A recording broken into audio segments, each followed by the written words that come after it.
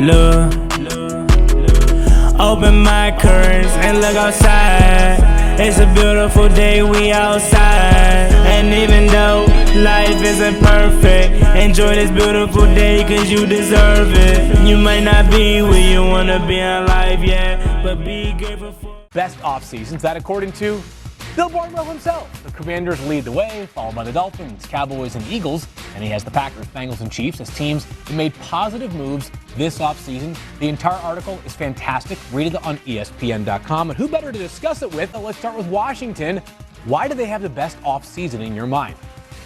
Well, a lot of these were off-field decisions, but of course this is regarding Daniel Snyder and the pending sale of the football team. It's just been a rough 24 years. Maybe you have a few bad years here or there. It didn't feel like it was getting any better in Washington. That had been an organization that was one of the league's finest in the 24 years before Snyder got there. More Super Bowl wins in the prior 24 years than playoff wins across Snyder's 24 years in charge of Washington, which by all accounts appears to be coming to an end possibly before the 2023 NFL season begins.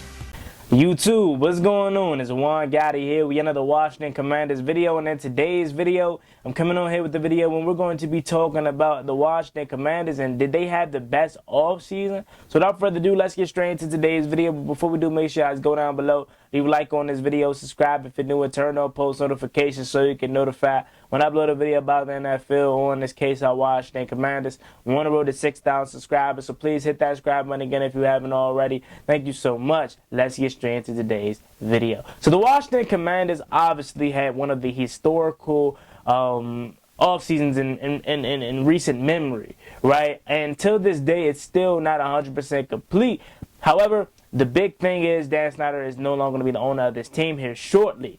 And ESPN reporter Bill Barnwell put out a top 10 list where he had the Washington Commanders ranked #1 as the team that had the best offseason this past offseason. And I got to thinking, like, I'm not used to Washington being #1 on lists, top 5 even on lists, right? So once I saw that, I'm like, fool, did we have the #1 best offseason? Like, let me think about it. And I think we might have. Now, I know a lot of that is persuaded because of the Dan Snyder sale, but look at some of the moves we did make on the field, getting Eric Bieniemy, making Sam Howell the potential first string quarterback, getting Quan Martin, getting Emmanuel Forbes, getting some solid offensive linemen to bolster this offensive line and the potential behind these young guys, Sadiq Charles, Chris Paul, Braden Daniels. You know, we might have had the best offseason. And again, I know most of that is because of the sale of Dan Snyder and how bad he was, but let's take a look at his top 10 that he has. So number 10, he got the Pittsburgh Steelers. Pittsburgh Steelers is always going to be a well-oiled machine, a high-class organization. So them having the top 10 best offseason, I don't complain about it. They had a really good draft. Obviously, landing Joey Porter Jr. in the second round was an amazing steal for them. Number 9, you got Carolina. Now, Carolina, to me, already had a good roster. Like, it's not the best, but it was definitely able to be average to competing in the NFC South. They obviously lost DJ Moore, which is a huge blow, but they replaced him in a sense with getting a young guy, a veteran guy, I should say, in Adam Thielen. They got Terrence Marshall, Laviska Shenault, and some other guys. Miles Sanders in that backfield. And then you get Bryce Young with the first overall pick, who you are hoping is going to be your first string future quarterback for the next 10 years. You know what I'm saying?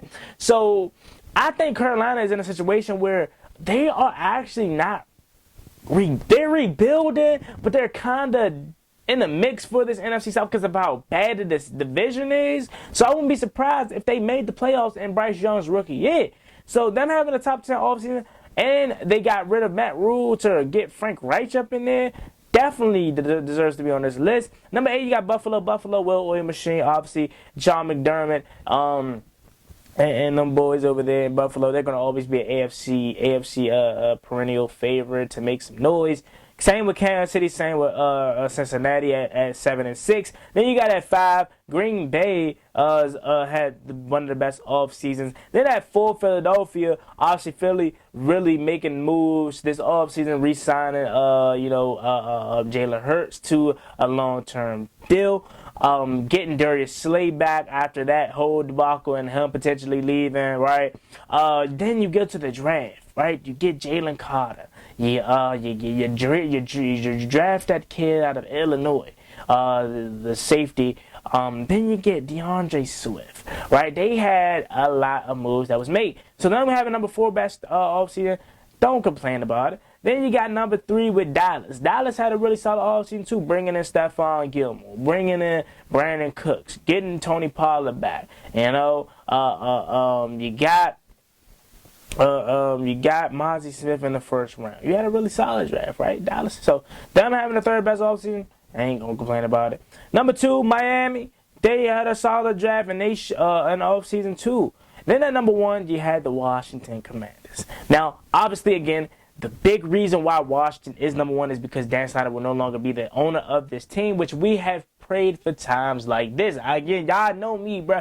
I did not think this would ever happen in my lifetime. I thought Dan Snyder was going to be here forever. So the fact that he is no longer going to be here, you dang right we had the best offseason, man. Come on, that alone should make Washington number 1.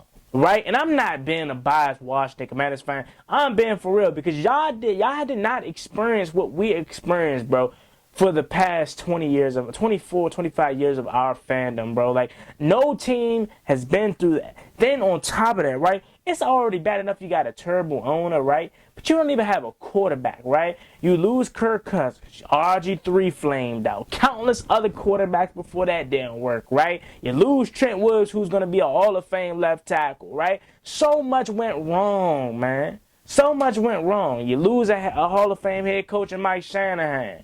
You lose countless offensive coordinators who are now successful. Kyle Shanahan, Sean McVay, Matt LaFleur. You lose countless coaches.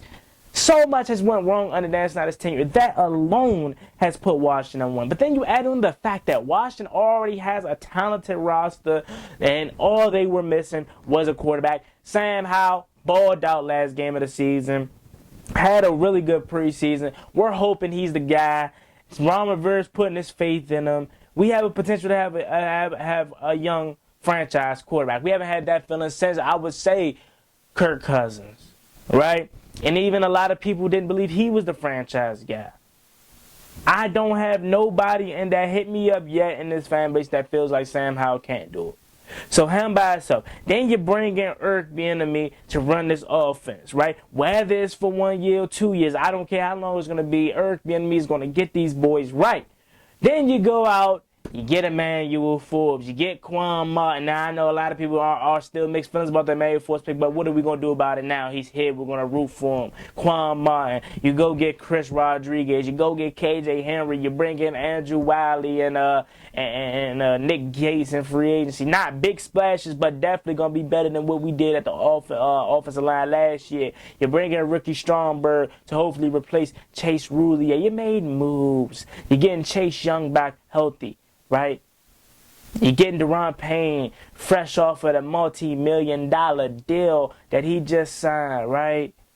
You got hungry dogs in that secondary who want to get paid. Cam Curl, Benjamin St. Juice, you know? So, Washington definitely had the best offseason. I'm not being biased at all. I promise you I'm not. I'm being for real. Compare our offseason. Again, Dan Snyder selling his team by himself makes Washington the best offseason. But then you accumulate that and look at our talent on our team. This team is talented.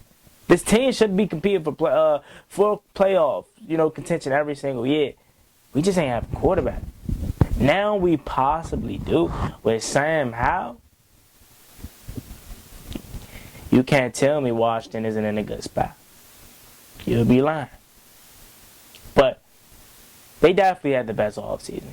And that's just me being truthful. So let me know what y'all think about this video down below. Did Washington have the best offseason or not?